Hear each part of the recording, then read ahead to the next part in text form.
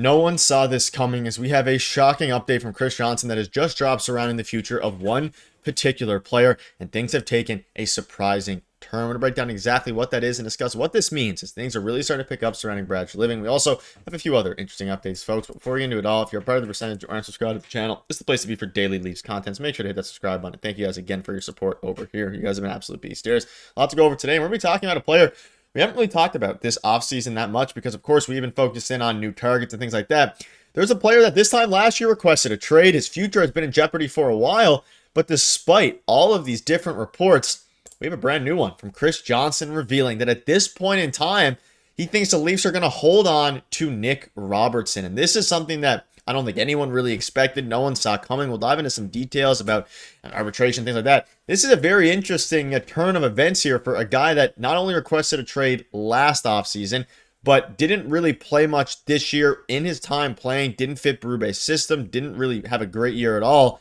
And now it seems like the Leafs at this point, because of their lack of depth in the forward group, specifically the bottom six and maybe even the top six, Nick Robertson is going to remain a Leaf according to Chris Johnson. Yeah, and I believe he only had or saw 3 playoff games this past season as well. So it didn't really fit into the system. We saw him get replaced from Max Pacioretty for the majority of the playoffs, which did end up working out pretty well for the Leafs. But this is an interesting one for me. You know, you go back to last summer, we were talking about Nick Robertson a lot last summer because he didn't have a contract. We didn't know if he was going to return. It sounded like he didn't want to return. It sounded like he wanted a trade, but he ended up returning on a very good contract, good value for the Toronto Maple Leafs for, you know, the point production that he put up. And, you know, he is an everyday NHL player. I do believe that. And I do think that he could score, you know, 30 goals on another team. I do believe that. I just don't know if he has a spot in the top 6 on this team, but I think he's a great third liner, although, you know, he's not getting into the lineup too much. I just don't know where he fits with this team at this point in time if they do hang on to him. I don't think it's necessarily a bad thing if they hang on to him, but you do have to keep in mind that just this past week he did file for salary arbitration, right? So we're going to have to keep an eye on that. He's going to be making, you know, a little bit more, maybe significantly more than, nothing crazy, of course, but more than what he was making last season. That's going to count to the cap if they want to keep him around, and they still have to go out and trade for a top 6 winger. That is still the plan, and they have to move a couple pieces in Calle Yarncroke, David Kampf, for example. We keep talking about it, Ryan Reeves, to free up some more cap space. So things just got very interesting. I didn't see this coming. I thought they were ready to move off of him after last season.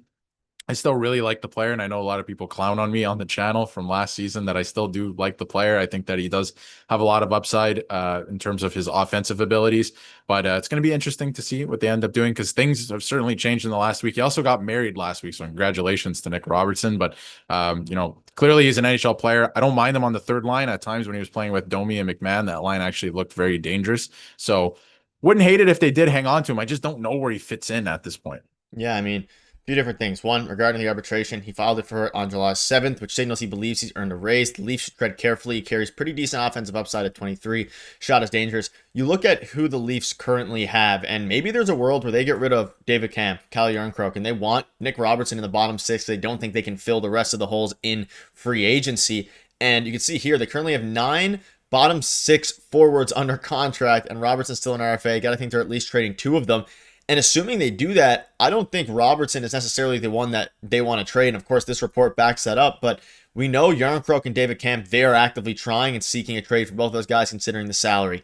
We know there's been reports that, I mean, of course, they signed Michael Pezzetta, but Max Pacioretty, they want to return on him. So maybe there's a world where this bottom 6 doesn't look that different compared to last season, which is a little bit scary when you think about it. They still, of course, need to make their big move. Pontus Holmberg, he's gone. He's definitely not returning.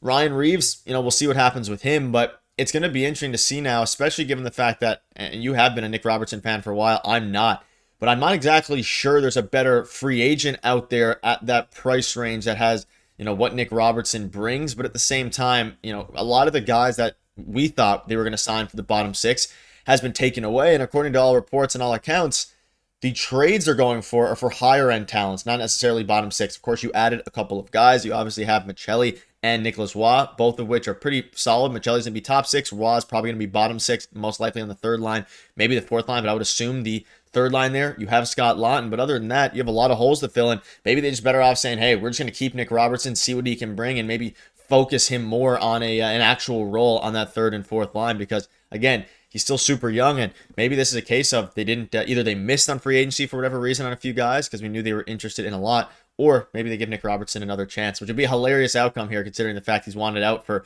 2 years almost. Yeah, exactly. Dating back to last summer, right? And I think that's because he wants to play in a top six somewhere. And I still don't think he's going to get that opportunity here in Toronto, even though Mitch Marner's not here anymore, right? So I think things are going to get very interesting in that regard. You bring up a good point about Max Pacioretty. Even if they do re-sign him, we knew last year he wasn't going to be an 82 game guy. He's definitely not going to be an 82 game guy this season. So, if they do sign him, I wouldn't hate that. He played his role great last year. But you bring him in, he's not going to play every night. So you still need guys to play every night, although they still have way too many guys. They have to trade probably, and I keep bringing them up because it's Calle Yarncroke and David Camp because they make the most money, right? So it would make sense to move off of them, even if you have to attach some type of sweetener to them.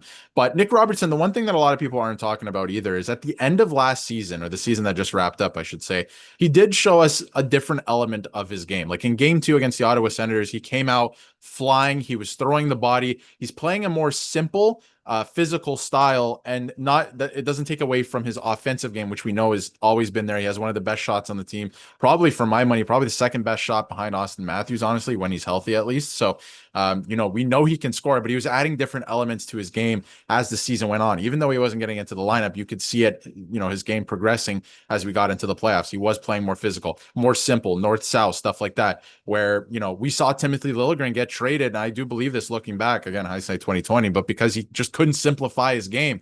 And Nick Robertson, you can see it as time was going on, he was doing that, and Berube was using him in different situations. So I could see that they would still want to bring him back, because like you said, for the price point, if you're looking at free agency or the trade market, are you going to find somebody better to play on your third line?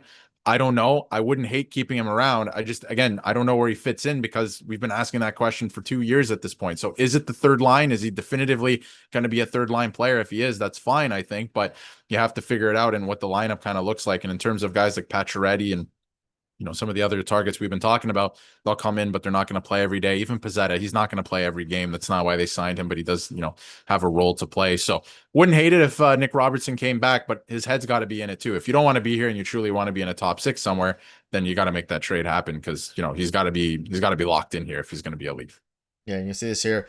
Nick Robertson has a knack for finding soft ice. His quick release makes him a threat in tight spaces. He is still breaking in the NHL. He's only 23 years old, and the Leafs now, more than ever, and we saw it last year, and of course with Mitch Marner gone, they need goal scoring, and that's something that Nick Robertson does do. So maybe that's why they're going to give him a chance here. And you look at some of you see his goals pretty close to the net, especially last year. So it's going to be interesting to see how all of this translates to Brad Treliving's master plan going forward, because he's not going to make a lot of money, projected at about $1 million. Not a lot of teams are going to be going to offer sheet or going to try to get Nick Robertson from restricted free agency. So it's a matter of what he's making, but between $1 and $2 million, you're probably better off keeping him and hoping he taps into some of that goal scoring upside that the Leafs desperately need now in the bottom 6, if they're not going to go a different route, which I'd prefer they go out and grab somebody else. But at this point, it's going to be interesting to see what they do. But that'll wrap it up. Let us know down below what your thoughts are on this. Do you want to see Nick Robertson stay, or would you rather let him go? Thank you guys for watching. As a beast.